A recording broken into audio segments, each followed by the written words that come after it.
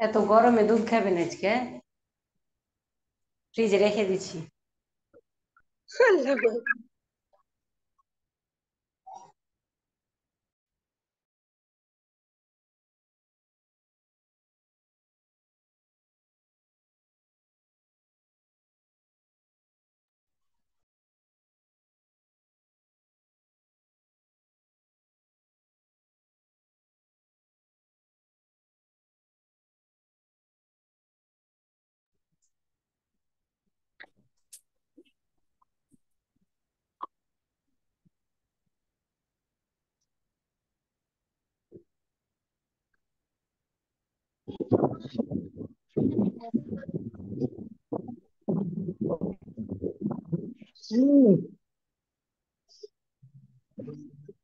কোমরে কোনে ছিল? হুম? কেন? আরে না।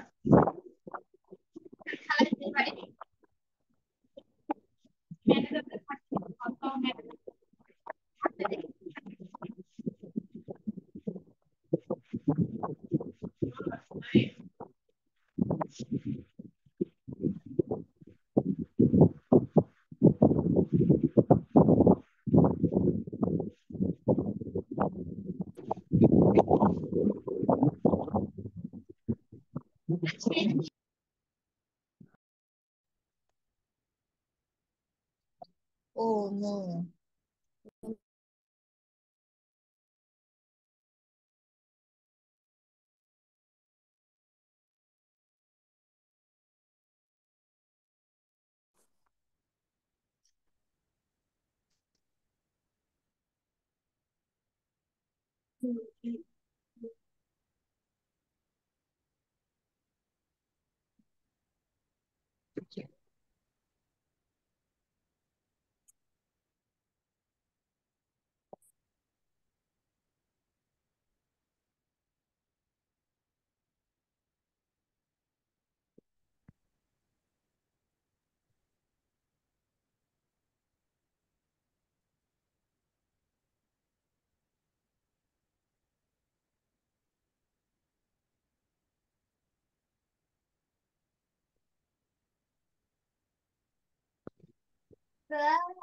Wow.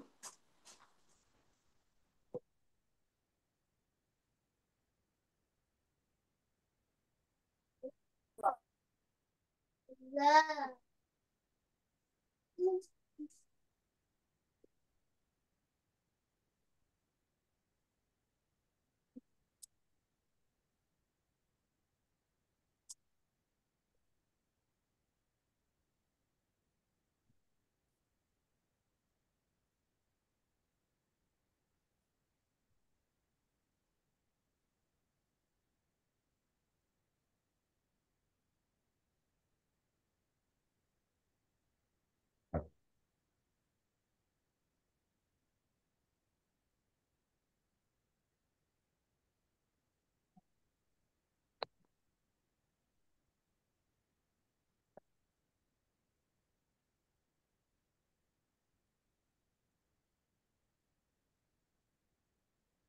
আসসালামু আলাইকুম রহমতুল্লাহি ওয়া বারাকাতুহু। আলহামদুলিল্লাহ, আল্লাহ তাআলা শুকরিয়া যে আল্লাহ তাআলা একটা লম্বা সময় পরে আমাদেরকে আবার একত্রিত করেছেন একটা মহৎ উদ্দেশ্যকে সামনে রেখে। তো আমরা এখন যারা উপস্থিত আছি তো আলহামদুলিল্লাহ, বাকি যারা এখন উপস্থিত হতে পারেনি তাদের কাছে আমাদের যে লিঙ্কটা ফেসবুকে হোক বা হোয়াটসঅ্যাপে যে কোনো মাধ্যমে আমরা পৌঁছে দিব ইনশাআল্লাহ। আর আমাদের গ্রুপগুলোতে একটু আরেকটু বলে দেয়া যাতে সবাই জয়েন করে। আমাদের হযরত ইনশাআল্লাহ এখনই কথা শুরু করে দিবেন। তো আমি একটু হযরতের আমাদের হুজুরের পরিচয়টা দিয়ে দিচ্ছি। আমরা সবাই জানি হুজুর অনেক বড় একজন মানুষ, অনেক ব্যস্ততার মধ্যে থেকেও আমাদেরকে সময় দিচ্ছেন, এটা আমাদের অনেক সৌভাগ্যের একটা কারণ। তো সেই জায়গা থেকে আমরা খুবই মনোযোগের সাথে দাওয়াতের নিয়তে হুজুরের কথাগুলো শুনবো ইনশাআল্লাহ। তো মিরপুর থেকে দুইজন ভাই হুজুরের যে মসজিদ, শাহিনবাগ যে মসজিদ, ওই মসজিদে আমরা এখানে শুনেন, দুজন ভাই এসেছেন। ওই যে আমরা মাওলানা সবাই মোহাম্মদ সবাই মিউট গাফফার হয়ে গেলে ভালো হয়। সাহেবের দামাত বারাকাতু মাজার ভাই কি আছেন? নায়েবে মাজার ভাই, মুহতামিম জামিয়াতুল উলুমিন ইসলামিয়া মোহাম্মদপুর ঢাকা। মাজার ভাই আছেন? ইমাম ও মাজার ভাইকে ফোন দেন তো। খতিব শহীদবাগ জামে মসজিদ বন্যা কথা ঢাকা। বলতেছে কেন?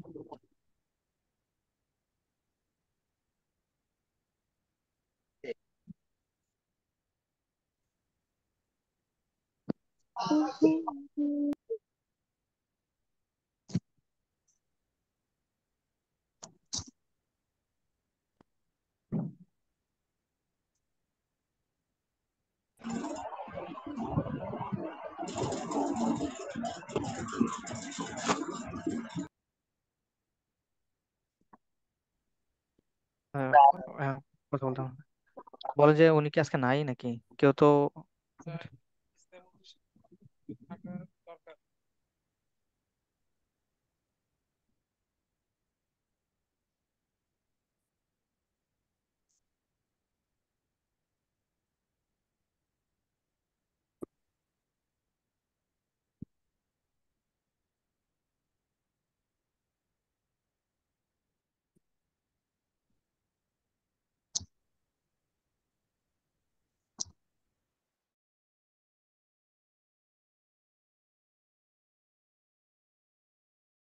যে এখন একটু মেসেজ দিবেন যে শুনতে পাচ্ছেন কিনা সবাই, মেহরবানি করে যদি একটু মেসেজ করতেন যে শোনা যাচ্ছে কিনা কথা। জি ভাই, শোনা যাচ্ছে আলহামদুলিল্লাহ। জি, ঠিক আছে, আচ্ছা। তো আমরা শুরু করছি। আর মেহরবানি করে সবাই আমাদের এই, আর মাঝার ভাই, এটা কি লিঙ্কটা কি ফেসবুকে শেয়ার করে হয়েছে কিনা? ফেসবুকে শেয়ার করে দিলে ভালো হয়, আর আমাদের অন্যান্য যে মাধ্যমগুলো আছে ওখানেও শেয়ার করে দিলে ভালো হয়। মাত্র 74 জন উপস্থিত আছে। ঠিক আছে, আলহামদুলিল্লাহ তাআলা শুক্রিয়া। আমি হুজুরকে অনুরোধ করবো আমাদেরকে ভাই আমাকে সংক্ষিপ্ত। একটু পোস্ট দিয়ে দিন। জি,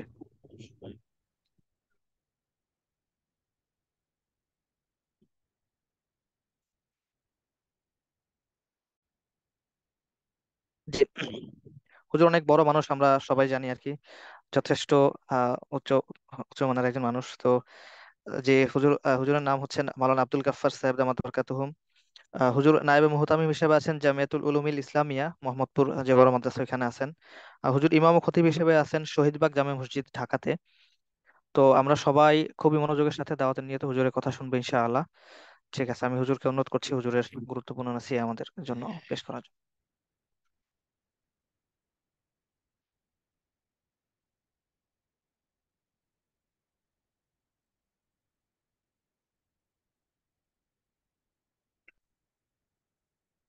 الحمد لله. الحمد لله نحمده ونستعينه ونستغفره ونؤمن به ونتوكل عليه ونعوذ بالله من شرور أنفسنا ومن سيئات أعمالنا. من يهده الله فلا مضل له ومن يضلله فلا هادي له. ونشهد أن لا إله إلا الله وحده لا شريك له. ونشهد أن سيدنا ومولانا محمدا عبده ورسوله. أما بعد، فأعوذ بالله من الشيطان الرجيم. بسم الله الرحمن الرحيم. وما خلقت الجن والإنس إلا ليعبدون. আসসালামু আলাইকুম রহমতুল্লাহ বারাকাতুহ। আজকের এই দর্শে যোগদানকারী আমার ভাই ও বোনেরা, যে যেখান থেকে শুনছেন, তাদের সকলকেই স্বাগতম জানাচ্ছি আমার কথা শোনার জন্য। আজকে আমাকে আলোচনা করতে বলা হয়েছে। আলোচ্য বিষয় আমার যে দিনের উপরে অবিচল থাকা যায় কি উপায়ে, কি পদ্ধতিতে, কি করলে আমরা দিনই বিষয়ে, দিনই ক্ষেত্রে, ইমান ও আমলে দৃঢ় থাকতে পারি, অটল থাকতে পারি, অবিচল থাকতে পারি।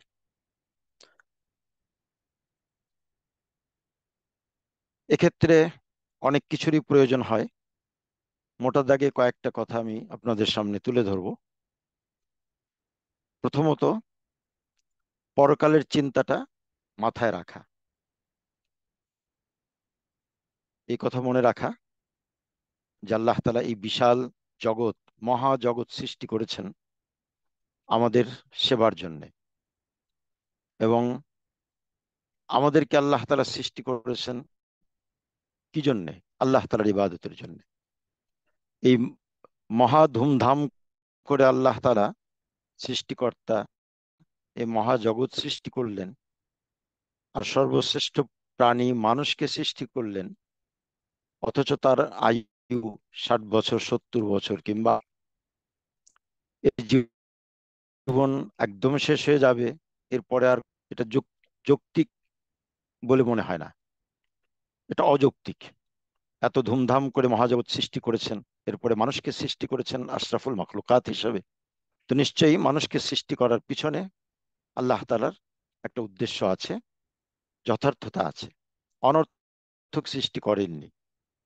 কোরআন মজিদ আল্লাহ তাআলা সূরা মুমিনুনে বলেছেন, আফা হাসিবতুম আন্নামা খালাকনাকুম আবাসান ওয়া আন্নাকুম ইলাইনা লা তুরজাউন। তোমরা কি মনে করেছো যে আমি তোমাদেরকে সৃষ্টি করেছি অনর্থক, এবং তোমরা আমার কাছে প্রত্যাবর্তন করবে না, ফিরে আসবে না?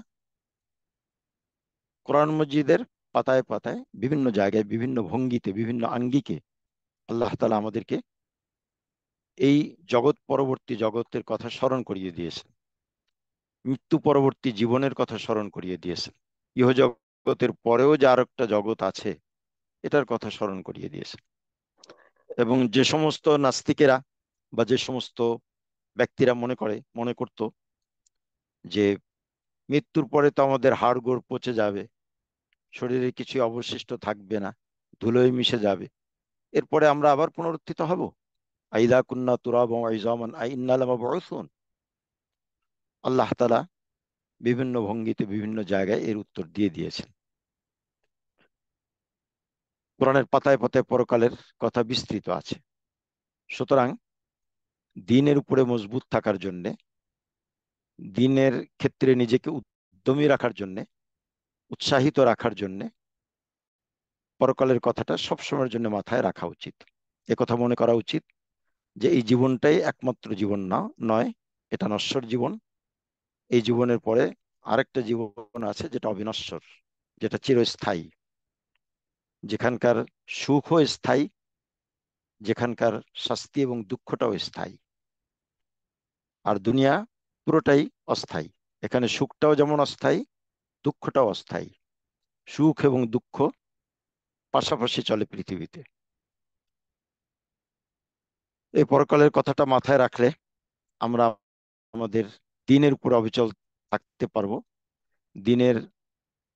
দ্বীনি আমলের ক্ষেত্রে, দ্বীনি চিন্তার ক্ষেত্রে, দ্বীনের পথে অগ্রসর হওয়ার ক্ষেত্রে আমাদের মনের চাঞ্চল্য দূর হবে, মনের শক্তি বৃদ্ধি পাবে, এবং আমরা আমাদের দ্বীনের পথে চলাটা আমাদের জন্য সহজ হবে।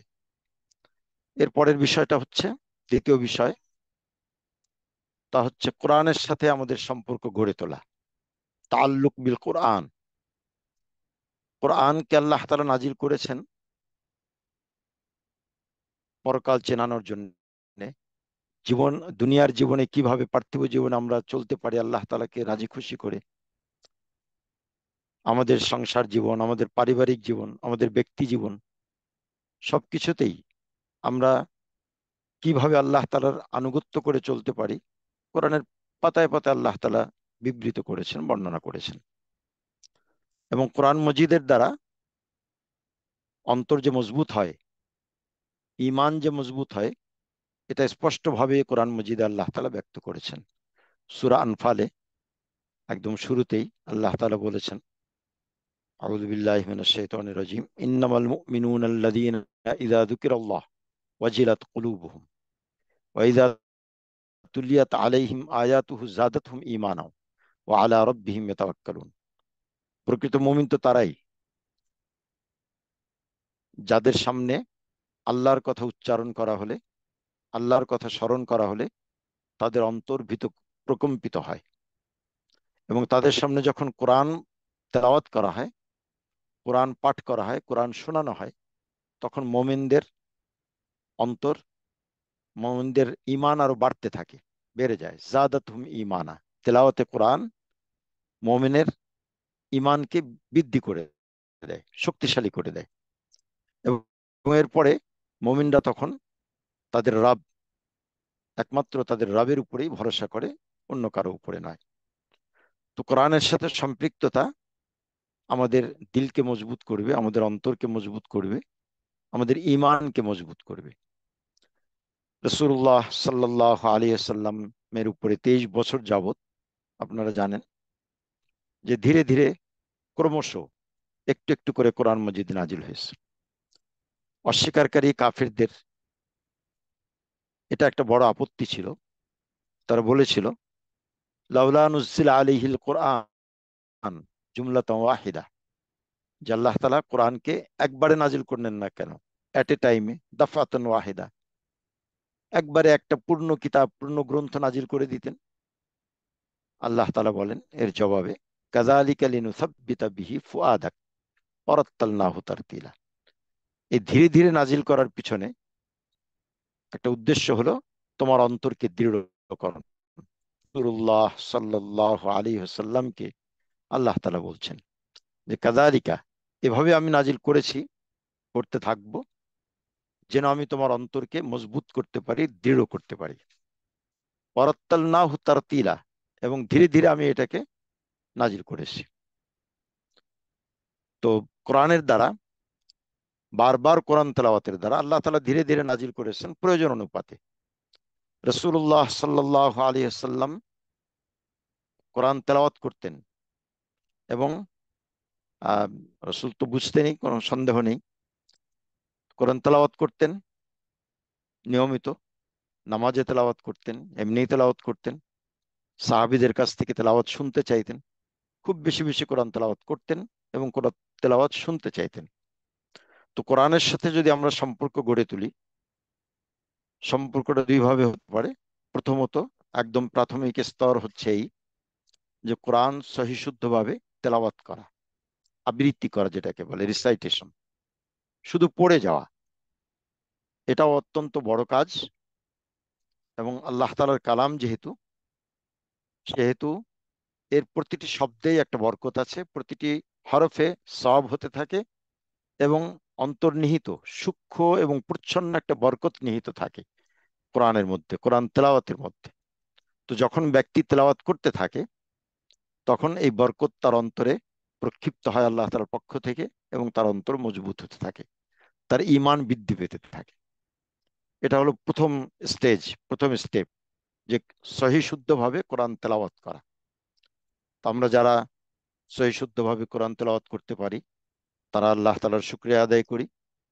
এবং যারা কোরআন তেলাওয়াত সহি শুদ্ধভাবে করতে পারি না বা করা হয়ে ওঠে না, তারা ভবিষ্যতে পরিকল্পনা গ্রহণ করি যে আমরা যে কোনো ভাবেই হোক সহি শুদ্ধভাবে কোরআন তেলাওয়াত করা শিখব, এবং নিয়মিত কোরআন তেলাওয়াত করব।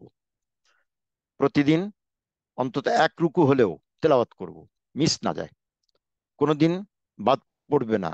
আমি যতটুকু একটা নির্ধারিত করে রাখবো অংশ, যে কোরআনের এতটুকু অংশ আমি প্রতিদিন তেলাওয়াত করব। নিয়মিত যদি আমরা কোরআন তেলাওয়াত করতে থাকি, তা যত অল্পই হোক, তা আমাদের জীবনে বরকত নিয়ে আসবে, এবং ঈমানের পথে চলার ক্ষেত্রে, দ্বীনের পথে চলার ক্ষেত্রে এটা আমাদের জন্য সহায়ক হবে, আমাদের উদ্দীপনা বাড়বে, আমাদের ঈমান শক্তিশালী হবে, আমাদের অন্তর শক্তিশালী হবে। কোরআনের সাথে সম্পৃক্ততার দ্বিতীয় ধাপ হচ্ছে কোরআনকে বুঝা। আল্লাহ তাআলা কোরআন নাজিল করেছেন হেদায়েত হিসেবে বিভিন্ন জায়গায়। প্রথমেই তো আছে সূরা বাকারায়, যালিকাল কিতাব লা রাইবা ফীহি হুদাল লিল মুত্তাকিন। সূরা বনী ইসরাঈল আল্লাহ তাআলা বলেছেন, ইন্না হাযাল কুরআন ইয়াহদি লিল্লাতী হিয়া আকওয়াম। এই কোরআন সরল পথ দেখায়, সোজা পথ দেখায়। কোরআনের পাতায় পাতায় সিরাতে মুস্তাকিম এর কথা বর্ণিত আছে। তো কোরআন আমাদের জীবনের প্রতিটি পরতে পরতে পথের সন্ধান দেয়। আমাদের জীবনকে আমরা কিভাবে পরিচালনা করব, কিভাবে আমরা নিজেদেরকে গড়ে তুলব, কিভাবে সমাজের সঙ্গে আমার সামাজিক আচার আচরণটা আমার কেমন হবে, আমার পারিবারিক আচার আচরণ কেমন হবে, সন্তান সন্ততির প্রতি আমার দৃষ্টিভঙ্গি কিরকম হওয়া উচিত, তাদেরকে কিভাবে গড়ে তোলা উচিত, এসব কিছুর নির্দেশনা আমরা কোরআন মজিদে পাই। তো এই জন্যে দ্বিতীয় ধাপ হচ্ছে কোরআন বোঝার চেষ্টা করা, বিশেষ করে উপদেশ গ্রহণের জন্য। আল্লাহ তাআলা কোরআন মজিদে বলেছেন, ওয়ালাকাদ ইয়াসসারনাল কোরআন লিযিকর, যে কোরআনকে আমি সহজ করে দিয়েছি উপদেশ গ্রহণের জন্য। লক্ষণীয় বিষয় এখানে যে সহজ করার কথা আল্লাহ তাআলা বলেছেন, কিন্তু সেটা বলেছেন উপদেশ গ্রহণের জন্য। এক্ষেত্রে প্রসঙ্গত বলা ভালো, যে অনেকেই ভুল বোঝে এখান থেকে, মনে করে যে কোরআন যেহেতু সহজ, কাজে আমি কোরআন গবেষণায় লিপ্ত হয়ে যাই।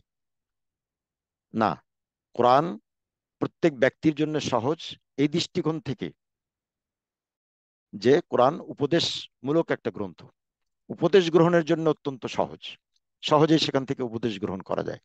কিন্তু কোনো সিদ্ধান্তে উপনীত হওয়া, কোনো আইন, কোনো বিধান সেখান থেকে নির্গত করা, এটা বড় বড় আলিমদের কাজ, মুজতাহিদিনদের কাজ, ইমামদের কাজ, আইম্মা ইকরামের কাজ। আমরা উপদেশ গ্রহণের জন্য কোরআন বেশি বেশি তেলাওয়াত করতে থাকব।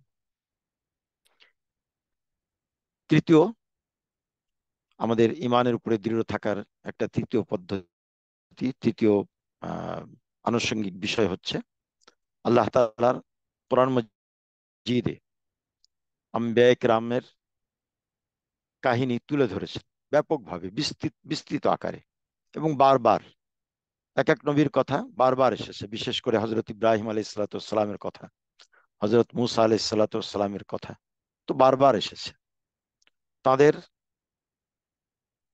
কাহিনীগুলো, তাদের কিস্সা, তাদের ঘটনাবলী কোরআনে যেভাবে বিবৃত হয়েছে, তা যদি আমরা পাঠ করি তাহলে আমাদের অন্তর মজবুত হবে, ঈমান আমাদের মজবুত হতে থাকবে। কারণ হযরত ইব্রাহিম আলাইহিস সালামের জীবন যদি আমরা দেখি, কোরআন মজিদে পাঠ করি, তাহলে দেখব যে হযরত ইব্রাহিম আলাইহিস সালাম তার শিশু সন্তান ইসমাইলকে এবং তার মাকে জনহীন, তরুলতা শূন্য এক প্রান্তরে রেখে আসার জন্য আল্লাহ তাআলা তাকে হুকুম করলেন। এবং তিনি বর্তমান যে মক্কা কাবাঘর, এই কাবাঘরের কাছেই শিশু পুত্র এবং তার মা, তার স্ত্রীকে, হযরত ইব্রাহিম আলাইহিস সালাম নিজের স্ত্রী হযরত ইসমাইল আলাইহিস সালামের মাকে রেখে আসলেন। এটা আমাদের জন্য কল্পনা করাও কঠিন। জনশূন্যহীন, খাদ্য পানীয় শূন্যহীন, শূন্য একটা জায়গায় স্ত্রী পুত্রকে রেখে আসা, এটা তো অনেক দূরের কথা।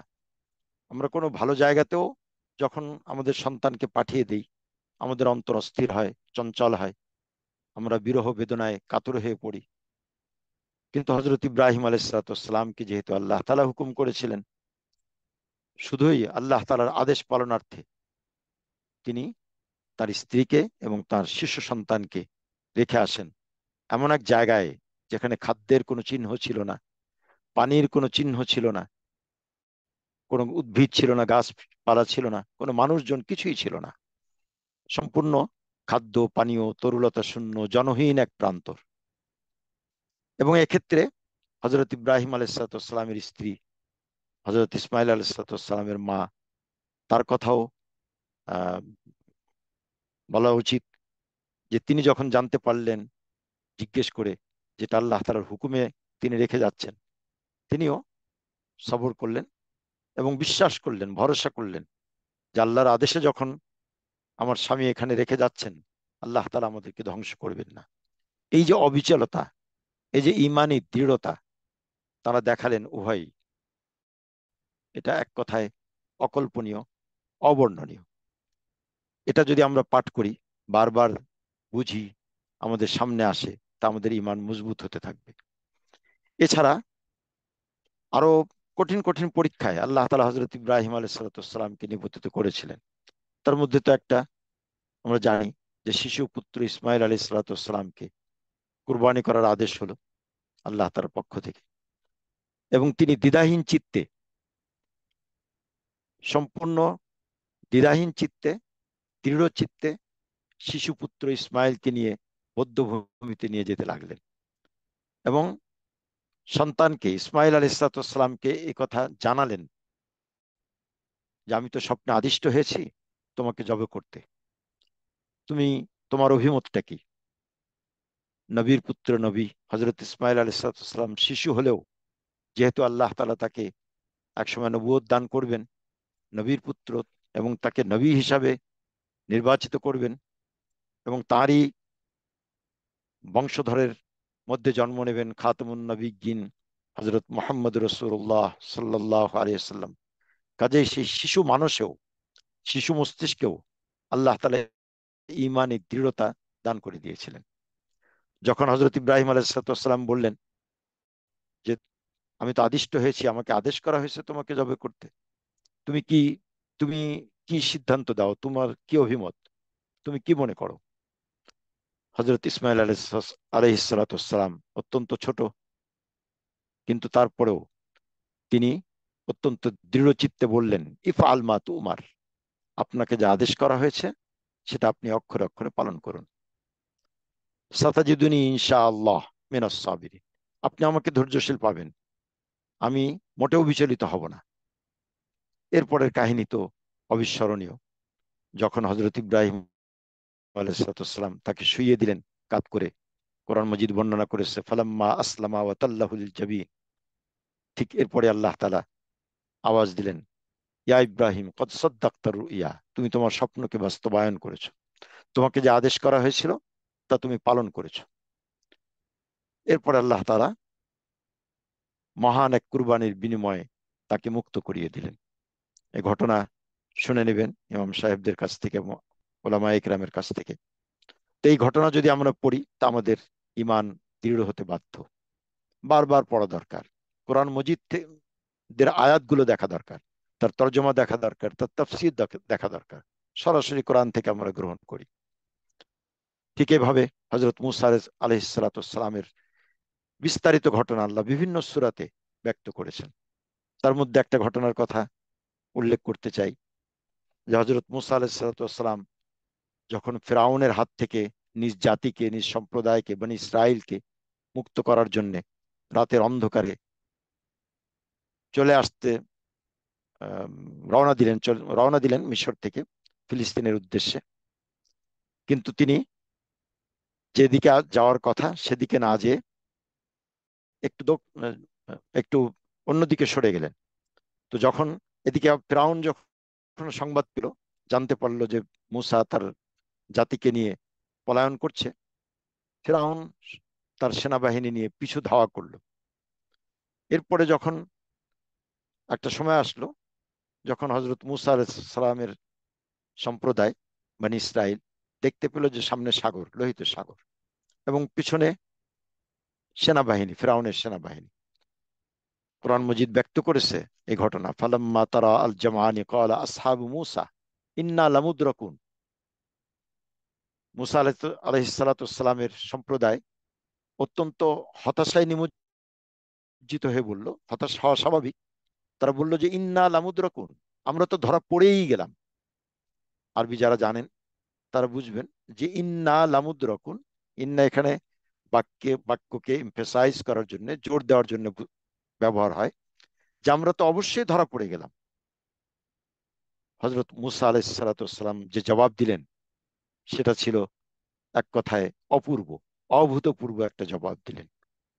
তারা যত জোর দিয়ে বলল যে আমরা তো অবশ্যই ধরা পড়ে গেলাম, আমাদের তো নিস্তার নেই, হযরত মূসা আলাইহিস সালাতু ওয়াস সালাম ততোধিক জোর দিয়ে বললেন, কাল্লা, কখনো না, নেভার, ইন্না মাইয়া রাব্বি সায়াহদিন, নিশ্চয়ই আমার সঙ্গে আছেন আমার রব, তিনি আমাকে অবশ্যই পথ দেখাবেন, অচিরেই, অবিলম্বে তিনি পথ দেখাবেন। এই যে দৃঢ়তা, ইমানি দৃঢ়তা হযরত মূসা আলাইহিস সালাতু ওয়াস সালাম দেখালেন, এটা একমাত্র নবীদের কাছ থেকেই আশা করা যায়। এবং আমরা নবীদের কথা যখন বারবার পড়ব, বারবার দেখব, শুনবো, আলোচনা করব, তখন তাদের মতো আমাদের ঈমানকে গড়ে তোলার জন্য আমরাও আশাবাদী হব এবং আমরা চেষ্টা করতে থাকবো। এজন্য এই ঘটনা বারবার পড়া উচিত। যাই হোক, এরপরের ঘটনা তো সবাই জানা, সবারই জানা। আল্লাহ তাআলা মুসা আলাইহিস সালামকে, এটা তো দুনিয়ার দৃষ্টিকোণ থেকে অসম্ভব যে সামনে সাগর আর পিছনে সেনাবাহিনী, পথ আল্লাহ দেখাবেন তো কিভাবে দেখাবেন? পার্থিব দৃষ্টিকোণ থেকে এটা ছিল সম্পূর্ণ অসম্ভব। কিন্তু একজন নবী, তিনি জানেন যে আল্লাহ তাআলার কাছে কোনো কিছু তো অসম্ভব নয়। কাজেই তিনি অত্যন্ত জোর দিয়ে বললেন, কাল্লা, কখনো নয়, আমরা ধরা পড়বো না। ইন্না মাইয়া রাব্বি সায়াহদিন, নিশ্চয়ই নিশ্চয়ই আমার সঙ্গে আমার রব আছেন, অচিরেই তিনি আমাকে পথ দেখাবেন। এরপরে আল্লাহ তাআলা মুসা আলাইহিস সালামকে হুকুম করলেন, ইদরিব বিআসাকাল বাহর, তুমি সাগরে তোমার লাঠি দ্বারা আঘাত করো। তিনি আঘাত করলেন। কোরআন বলছে যে ফান ফালাকা, ফান ফালাকা ফাকানা কুল্লু ফিরকিন কাত্তাউদিল আজিম। এরপরে সাগর বিভক্ত হয়ে গেল এবং প্রত্যেকটা ভাগ পাহাড় সম উঁচু হয়ে গেল, দাঁড়িয়ে গেল, স্থির হয়ে গেল। এখানে আহ কে কি বলে জানি না, আমি ব্যাখ্যা করি এরকম, যে পানি, তার যে ধর্ম, প্রবাহমানতা, এটা বিদ্যমান ছিল ওই সময়। এমন নয় যে পানি জমাট বেঁধে গিয়েছিল, আল্লাহ তাআলা বরফ বানিয়ে দিয়েছিলেন, তা নয়। বরং পানির যে তারল্য এবং প্রবাহমানতা, এটা সম্পূর্ণ বিদ্যমান ছিল, এই বৈশিষ্ট্যটা ছিল। কিন্তু তারপরেও আল্লাহ তাআলা পানিকে বিভক্ত করে দিলেন। এটাই তো মুজিজা, এটাই তো আল্লাহ তাআলার কুদরত, পাওয়ার, আল্লাহ তাআলার ক্ষমতা, যে তরল পানিকেও তিনি প্রবাহিত হতে দিলেন না, দাঁড় করিয়ে রাখলেন এবং সাগরের মাঝখান দিয়ে রাস্তা করে দিলেন। হযরত মুসা আলাইহিস সালাম তার জাতিকে নিয়ে, সম্প্রদায়কে নিয়ে, লোকজনকে নিয়ে অত্যন্ত নিরাপদে সাগর পার হয়ে গেলেন। ফিরআউন রাস্তা দেখে তার সেনাবাহিনী নিয়ে সাগরে নেমে গেল। ঠিক আল্লাহ তাআলা ওই সময় পানিকে আবার হুকুম দিয়ে দিলেন যে একসাথে মিশে যাও, মিশে গেল। আর ফিরআউন ডুবে মরল সেনাবাহিনী সহ। এই ঘটনা বিভিন্ন জায়গায় বিভিন্ন ভাবে ব্যক্ত হয়েছে। আল্লাহ তাআলা বলেছেন, ওয়াজলাফনা সাম্মাল আখারিন ওয়ানজাইনা মুসা ওয়া মা, মুসা এবং তার সঙ্গীগণকে আমি রক্ষা করলাম এবং অন্যদেরকে আমি ডুবিয়ে মারলাম। সুম্মা আগরাকনাল আখারিন। তো এই সমস্ত ঘটনা যখন আমরা পড়ব, নবীদের দৃঢ়তা, তাদের অবিচলতা, আল্লাহ তাআলার প্রতি তাদের শতভাগ আস্থা, তাওয়াক্কুল এবং ভরসা, এ যখন আমরা বারবার পাঠ করতে থাকবো কোরআন মাজিদে, তখন আমাদের ঈমান বাড়তে থাকবে, আমাদের ঈমান মজবুত হতে থাকবে। কোন রকম সন্দেহ, সংশয় আমাদেরকে স্পর্শ করতে পারবে না ইনশাআল্লাহ। আমরা কোন রকম দ্বিধাগ্রস্ত হব না কোনোভাবেই। তৃতীয় যে বিষয়টা জরুরি, সেটা হলো আল্লাহ তাআলার হুকুম অনুযায়ী চলার চেষ্টা করা। যৎপর নাস্তি, আমার পক্ষে যতটুকু সম্ভব আমি আমার সেরাটা বিলিয়ে দেব, আমার শেষ চেষ্টাটা আমি করে যাব, যেন আমি আল্লাহ তাআলার আনুগত্য করে যেতে পারি, রাসূলুল্লাহ সাল্লাল্লাহু আলাইহি ওয়াসাল্লামের সুন্নত মোতাবেক আমি চলতে পারি। বিশেষ করে ফরজ নামাজ পুরুষদের জন্য জামাতের সঙ্গে নিয়মিত আদায় করা, আর যারা মা বোনেরা আছেন তারাও ওয়াক্ত মতো ঘরে, ওয়াক্ত মতো, সময় হওয়ার সঙ্গে সঙ্গে নামাজ আদায় করে ফেলা, এটার প্রতি খুবই লক্ষ্য রাখা দরকার। আমলে সালেহ, যত আমরা নেক আমল করতে থাকব, যত আমরা ইবাদত নিয়মিত করতে থাকব, আমাদের ইবাদতে বরকত সৃষ্টি হবে। আল্লাহ তাআলা আমাদেরকে নতুন নতুন নতুন ভাবে ইবাদত করার আগ্রহ এবং উদ্দীপনা, শক্তি এবং সাহস, হিম্মত আমাদের অন্তরে বদ্ধমূল করে দেবে।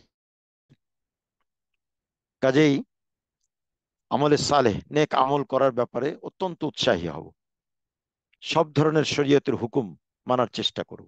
বিশেষ করে ওয়াজিব, ফরজ, এগুলো অবশ্যই পালন করব এবং সুন্নত, মুস্তাহাব, এগুলো পালন করার ব্যাপারেও যত্নবান হতে থাকব। একটা একটা করে বাড়াতে থাকব, একটু একটু করে অগ্রসর হতে থাকব। সবগুলো না পারি একসঙ্গে, কিন্তু চেষ্টা করতে থাকবো যেন আমি আমার জীবনকে পরিপূর্ণভাবে সুন্নতের উপরে উঠাতে পারি। কোনো কাজ ঘুম থেকে উঠা থেকে শুরু করে পরবর্তী দিন আবার ঘুমানোর আগ পর্যন্ত আমার প্রতিটি পদক্ষেপ, প্রতিটি মুহূর্ত যেন রাসূলুল্লাহ সাল্লাল্লাহু আলাইহি ওয়াসাল্লামের সুন্নত মোতাবেক কাটাতে পারি, সে ব্যাপারে সচেষ্ট হয়ে যাব। আল্লাহ তাআলা বলেছেন কোরআন মাজিদে সূরা নিসার 66 থেকে 68 নম্বর আয়াতে ইহুদিদের সম্পর্কে, ওয়ালাউ আন্নাহুম ফাআলু মা ইউআযুনা বিহি লাকানা খায়রাল লাহুম ওয়া আশাদ্দা তাসবীতা, যে তাদেরকে যে নসিহত করা হয়েছিল সে অনুযায়ী যদি তারা কাজ করত তাহলে তা ছিল তাদের জন্য কল্যাণকর, এবং এটা তাদের স্থির চিত্ততার জন্য আরো আহ, উম, শ্রেষ্ঠ একটা উপায় হতো। অসত্য তাসবিদা, এবং তাদের স্থির চিত্ততা, তাদের হৃদয়ের দৃঢ়তা আরো বৃদ্ধি পেতে হইতে যদি তারা নসিহত মোতাবেক, উপদেশ মোতাবেক আমল করত। তো এই আয়াতের দ্বারা বোঝা যায় যে আমলে সালেহ, নেক আমল করাটাও আমাদের ঈমান দৃঢ় হওয়ার একটা উপায়, একটা মাধ্যম। আর সে সঙ্গে আহ, একটু ব্যক্ত করতে চাই যে গুনাহ থেকে নিজেকে সম্পূর্ণরূপে বিযুক্ত রাখা।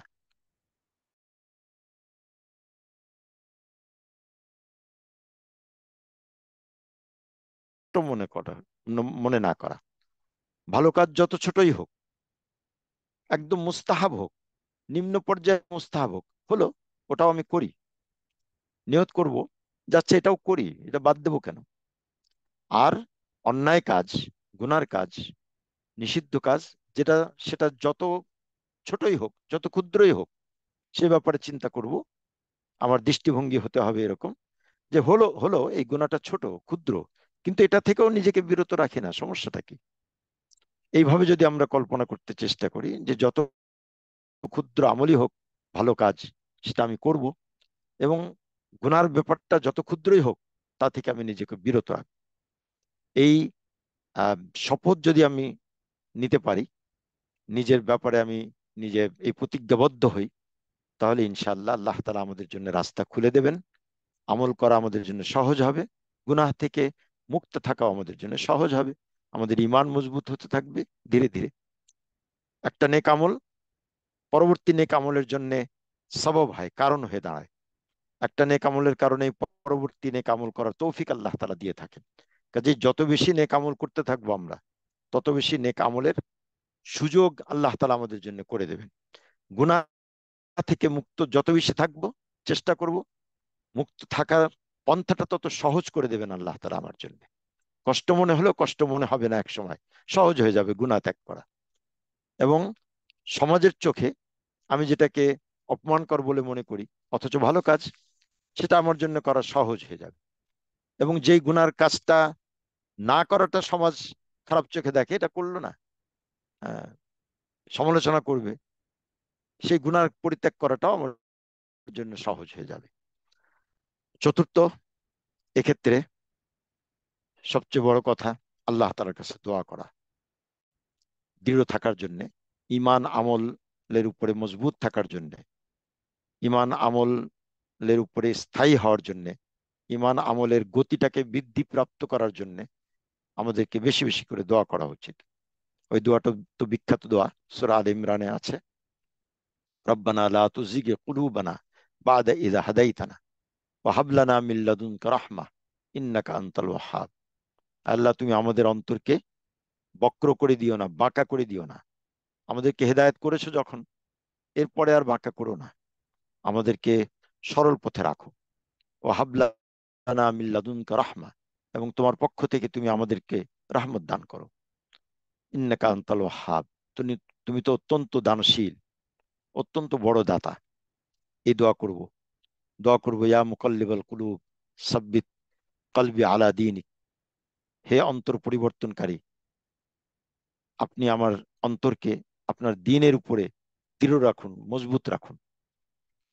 রাসূলুল্লাহ সাল্লাল্লাহু আলাইহি ওয়াসাল্লাম এক হাদিসে বলেছেন যে মানুষের অন্তর সমূহ আল্লাহ তাআলার দুই আঙ্গুলের মাঝখানে, ইউকাল্লিবু কাইফা ইয়াশা, তিনি পরিবর্তন করতে থাকেন যেভাবে তিনি ইচ্ছা করেন। তো মানুষের অন্তরটাও যেহেতু আল্লাহ তাআলার হাতে, মানুষের মস্তিষ্কটাও আল্লাহ তাআলার হাতে, সবকিছু আল্লাহ তাআলা কর্তৃক নিয়ন্ত্রিত।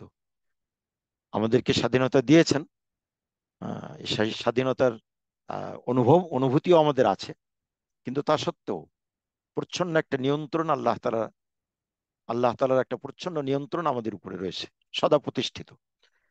এজন্যই আল্লাহ তাআলার কাছে এই কলবের ব্যাপারে দোয়া করা, ইয়া মুকাল্লিবাল কুলুব, হে অন্তর পরিবর্তনকারী, আপনি আমার অন্তরকে দৃঢ় রাখুন আপনার দ্বীনের উপরে। খুব বেশি বেশি করে দোয়া করা। আর শেষ কথা, আজকের সংক্ষিপ্ত আলোচনার শেষ কথা হচ্ছে যে আহলুস সুন্নাহ ওয়াল জামাতের পথের উপরে চলার চেষ্টা করা। এক্ষেত্রে আমি আমার ভাই বোনদেরকে বলবো একটা বিশেষ কথা, যে এখন সোশ্যাল মিডিয়ার যুগ। বিভিন্নভাবে ইউটিউব, ফেসবুক, বিভিন্নভাবে বিভিন্ন জায়গায় বিভিন্ন ব্যক্তি বিভিন্ন আঙ্গিকে দ্বীনের নামে কথা বলে থাকেন, কিন্তু কোনটা সহি কোনটা গলত, কোনটা শুদ্ধ কোনটা ভুল, এটা আমরা অনেক সময় বুঝতে পারি না। এজন্যে আমরা খাঁটি আলেমদেরকে তালাশ করে বের করব। এই অজুহাত দেওয়া ঠিক না যে আমরা এক একজন এক এক ধরনের কথা বলে আমরা কার কাছে যাব। না, আমরা যেমন নিজেদের পার্থিব সমস্যা সম্মুখীন হলে সেটার সমাধান কল্পে সর্বোত্তম পন্থা তালাশ করে থাকি, অসুস্থ হলে হাজারো ডাক্তারের মধ্য থেকে স্পেশালিস্ট তালাশ করি, বিশেষজ্ঞ তালাশ করে থাকি, এবং ভালো ডাক্তার তালাশ করে থাকি এবং পেয়েও যাই। ঠিক দ্বীনি ক্ষেত্রেও ভালো আলিম, নেককার আলিম, আহলে দিল আলিম, তাদের সহবত এবং তাদের কথা শোনার প্রতি আমরা দৃষ্টি নিবদ্ধ করব। সোশ্যাল মিডিয়ায় যার তার ওয়াজ, যার তার বক্তৃতা শুনলে অনেক ক্ষেত্রেই আমাদের জন্য বিভ্রান্তির পথ খুলে যেতে পারে। কারণ নানা রকম দল উপদল নানা রকম ভাবে মানুষকে দ্বীনের নামে তাদের একটা নিজস্ব মতের দিকে আহ্বান করতে থাকে, যে বেদাতি, বাতিল ফিরকা, বাতিলপন্থী অনেক আছে। তো এই জন্যে দেশের সংখ্যাগরিষ্ঠ ওলামায়ে কেরাম বহু আছেন, বড় বড় আলেম আছেন, তাদের সঙ্গে তাদের কথা যদি আসে সোশ্যাল মিডিয়ায় সেটা শুনবো, না হলে সরাসরি যে সমস্ত আলেমকে আমরা বুঝবো যিনি বিশেষজ্ঞ, তাদের সঙ্গে যোগাযোগ করে তাদের কথা শুনতে থাকবো। আর বিভিন্ন মাহফিল, ইসলাহি মাহফিলে যোগদান করা, বিশেষ করে পুরুষ ভাইদের জন্য। আর উলামায়ে কেরামের সাথে সম্পর্ক গড়ে তোলা, নেককার মানুষদের সঙ্গে সম্পর্ক গড়ে তোলা। কোন আলেমে রব্বানি তার কাছে বেশি বেশি যাওয়া, তার মজলিসে বসা। শুধু বসার দ্বারা অনেক ফায়দা হতে পারে। যদি তিনি কোনো কথা নাও বলেন, তবুও তাদের মজলিসে বড় আলেম এবং নেককার আলিম বুজুর্গ, এনাদের মজলিসে বসলে দিলের এবং অন্তরের একটা কাইফিয়ত, একটা অবস্থার পরিবর্তন ঘটে। আল্লাহ তাআলার কথা স্মরণ হয় বেশি বেশি, আখিরাতের কথা স্মরণ হয়, গুনাহ থেকে গুনার যে একটা স্বাদ মনের ভিতরে থাকে, গুনার প্রতি সেই স্বাদটা দূর হতে থাকে অন্তর থেকে, এবং গুনার প্রতি বিতৃষ্ণা জন্ম নিতে থাকে।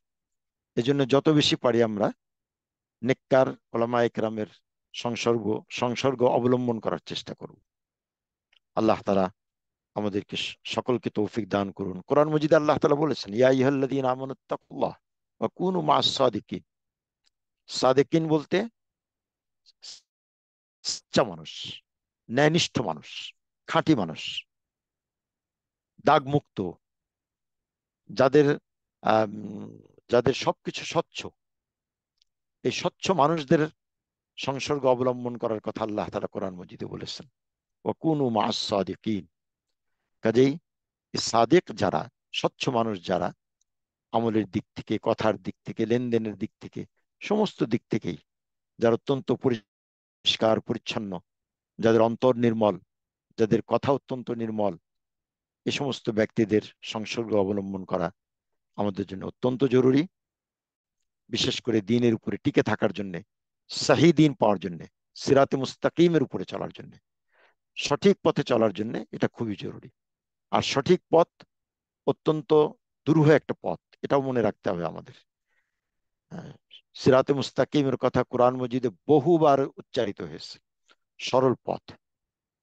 এবং আল্লাহ তাআলা কোরআন মজিদে আল্লাহ তাআলা রাসূলুল্লাহ সাল্লাল্লাহু আলাইহি সাল্লামকে বলেছেন ইস্তাকিম কামা উমিরতা, সূরা হুদের একটা আয়াত, যে ইস্তাকিম কামা উমিরতা, তোমাকে যা আদেশ করা হয়েছে সে বিষয়ে তুমি দৃঢ় থাকো, ঠিক থাকো, একদম উম, সোজা পথে চলো, একটু বিচ্যুত হবে না।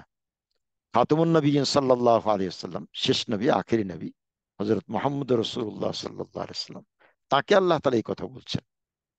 আর এরই প্রেক্ষিতে রাসূলুল্লাহ সাল্লাল্লাহু আলাইহি ওয়াসাল্লাম একবার বলেছেন যে সাইয়াবাতনি হুদ, সূরা হুদ আমাকে বুড়ো বানিয়ে দিয়েছে। কারণ সূরা হুদের এই আয়াতটা ইস্তাকিম কামা উমিরতা মাত্র দুটো বাক্য, দুটো শব্দ, দুটো শব্দের একটা বাক্য। তোমাকে যা আদেশ করা হয়েছে সেই আদিষ্ট বিষয়ে তুমি অত্যন্ত দৃঢ় থাকো, রিজু থাকো, সোজা থাকো, একটু এদিক ওদিকে যাবে না। এটা অত্যন্ত কঠিন। এই জন্য রাসূলুল্লাহ সাল্লাল্লাহু আলাইহি ওয়াসাল্লাম বলেছেন যে সূরা হুদ আমাকে বুড়ো বানিয়ে দিয়েছে। কিন্তু কঠিন হলেও এটা অসম্ভব নয়, বরং যত বেশি আমরা নিজেরা চেষ্টা করতে থাকবো, আলেম ওলামাদের সংসর্গ অবলম্বন করতে থাকবো, এবং যা যা আজকে আলোচনা হলো মোটামুটি ভাবে এগুলোর আমরা অনুসরণ করতে থাকবো, তাহলে আল্লাহ তাআলা আমাদের জন্য সরল পথকে সহজ করে দেবেন, সরল পথে চলা, এবং আমাদের ঈমানকে মজবুত করে দেবেন, আমাদের অন্তরকে আল্লাহ তাআলা মজবুত করে দেবেন। আল্লাহ তাআলা আমাদের সকলকেই বারাকাত দান করুন, খাইরিয়াত দান করুন। সবাই ভালো থাকুন। ওয়া আখিরু দাওয়ানা আনিল হামদুলিল্লাহি রাব্বিল আলামিন।